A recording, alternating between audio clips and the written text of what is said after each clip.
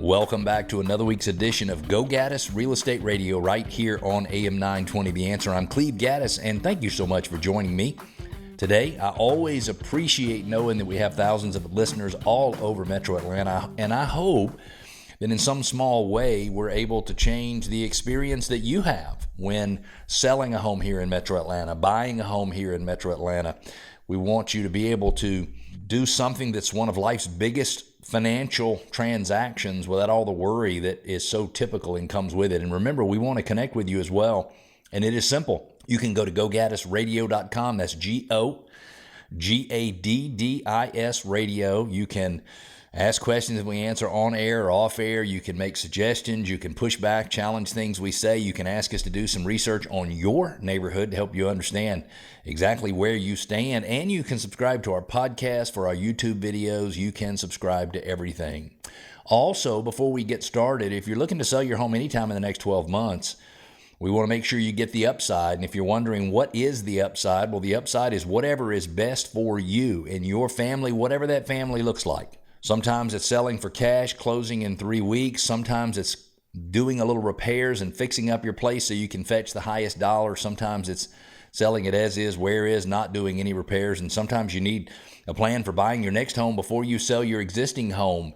Regardless of what the upside is for you in your specific situation, go to gogaddisradio.com, click on the upside, put in a little information so we'll know how to reach you, and we'll reach out to you. I'll either talk to you over the phone, maybe over Zoom, maybe meet with you in person, do whatever works to make it where you can understand all the different options that you have available to use when you sell or right here in Metro Atlanta so that you can make the best decisions possible.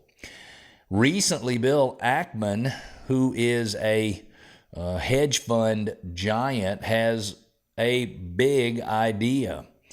2 companies control the backbone of America's mortgage system. And that billionaire says they should merge into a single mortgage supergiant. Again, Bill Ackman, his latest big idea, and believe it or not, it could change the way you and I both get mortgages. Let's start with the basics. The first question I would be asking if I were you is, who exactly are Fannie Mae and Freddie Mac? Those are the 2 government entities that Mr. Ackman believes should merge into one entity. These are what are called government-sponsored enterprises, or GSEs, and that really means that when they were started, they had the implicit, even though they were public companies, they had the implicit backing of the U.S. government. So therefore, government-sponsored enterprises, meaning people who invested in the bonds that are the mortgages that were owned by Fannie Mae and Freddie Mac knew that the U.S. government was backing those mortgages. And really the job is designed to keep mortgage money flowing. When you get a loan from Bank of America, they're not loaning you money. I mean, sometimes they are making you a portfolio loan, but in most cases they're loaning you their money and then they're replacing that money with money from an investor that they sell the mortgage off to, and that loan is insured by Fannie Mae or Freddie Mac, about 50% of the loans in the country. Again, this process gives lenders free cash to make new loans. Think of them really kind of like like your circulatory system for mortgage-backed securities, and then they sell them to investors. Fannie Mae was created in 1938 during the Great Depression to stabilize the housing market. Freddie Mac came along in 1970 to add an element of competition and to broaden mortgage access so more people had access to mortgages. Together, again, as I said a few minutes ago, they back nearly half of all U.S. mortgages. Believe it or not, yes, half. Let's fast forward to 2008. In that financial crisis, the housing market collapses because foreclosures skyrocket and mortgage-backed securities, the very products Fannie and Freddie issue, plummet in value, drop like a rock. Both companies faced catastrophic losses. The U.S. Treasury stepped in with about $191 billion in funding to keep them alive. As part of that rescue, they were placed under federal conservatorship, basically under government control, under the Federal Housing Finance Agency, or the FHFA. And here's where it gets interesting to me. Since becoming controlled by the government, Fannie and Freddie have sent listen to this now, have sent over $300 billion back to the Treasury. Now, remember I said the Treasury advanced them $191 billion, which means they've paid almost $110 billion more back to the government and to the taxpayers than the taxpayers used to bail them out. So you might think, they paid us back, they should be free now, right? No, not exactly. The way the bailout was structured, those payments to the government are called dividends on the government's preferred stock, not a repayment of a loan, which means on paper, Fannie and Freddie still owe the full $191 billion. And because of that, everyone in Washington, D.C., the ones you love and the ones you hate, have control. They have the keys to Fannie Mae and Freddie Mac. So think of it like this. You loan your neighbor $100, they give you $150 back, and you still keep the keys to their house. In my opinion, the way it's set up now doesn't make any sense. So what is Bill Ackman's big idea? He runs Pershing Square Capital. And he says we should merge Fannie Mae and Freddie Mac into one single company and then take that company public in a massive IPO, possibly valued, he says, near $500 billion. And he says the goals behind this, now my guess is, I don't know Mr. Ackman personally, but my guess is he thinks there might be a play for him and his firm to make some money on this. But the goals are to cut costs by eliminating duplication, to simplify oversight, because you only have one entity instead of two, and then ultimately, and this is what I like most, to lower mortgage rates by trimming what are called G fees or guarantee fees. He's not alone here, believe it or not. President Donald Trump also has floated a similar one big GSE concept, even branding it as a potential MAGA mortgage giant. Now, what could be good about this? If you lower guarantee fees by even 10 to 25 basis points, that can bring mortgage rates down slightly. It might not sound like much, but on a 30-year mortgage, that can save borrowers thousands of dollars. Merging the two entities could make the system more efficient. It could give regulators one company to oversee instead of two, like I mentioned, and a public offering could give the government a way to cash out and return these companies to private ownership, something many investors and housing experts have wanted for years. And who knows, maybe if the government gets all its money back, they can just divide up the extra money and send us each our little share, because after all, as taxpayers, we're the ones who funded the $191 billion. But when you think about combining these two mortgage giants, there are some risks. First, if we centralize pretty much everything into one company, we create a single point of failure.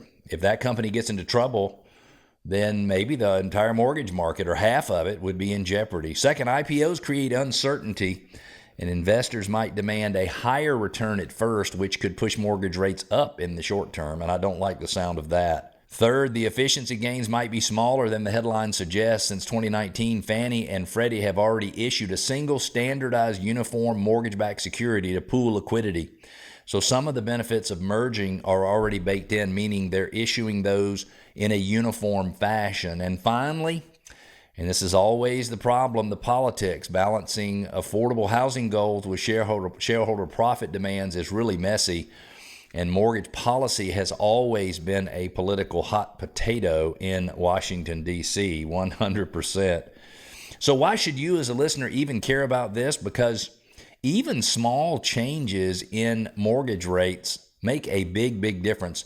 Think about this. On a $350,000 loan, a quarter point, 0.25%, a quarter point drop could save you as a borrower $18,000 over the life of the loan. Now, $18,000 divided over 360